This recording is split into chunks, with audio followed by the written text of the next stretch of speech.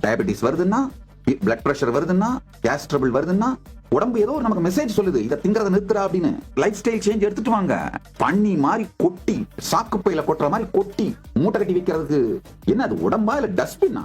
இல்ல சாமி, என்னால நான்வெஜ்லாம் விட முடியல, இவ்வளவு சாப்பிடறத விட முடியல சாமி. அப்ப வில்ல எழுதி வச்சுட்டு செத்து போ, ஏன்னா எப்ப வேணா புடிக்கிட்டு போயிரும்.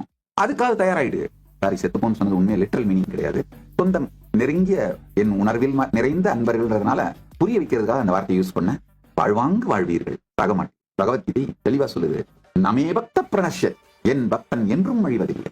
என் அன்புக்குரியவர்களே, உங்களுக்கு அழிவில்லை. நான் இந்த நெயில் பாலிஷ் போட்டு விட்டு உங்க ஸ்கின்ன நல்ல ஷைனிங்கா மாத்தி விட்டு மேக்கப் போடுற அந்த மாதிரி குரு கிடையாது. உங்க உயிரை மலரவை பரமசிவமாக்கும் அந்த மாதிரியான குருங்கிறதுனால கொஞ்சம் வேகமா சொல்றேன். சத்தியம் இதுதான்.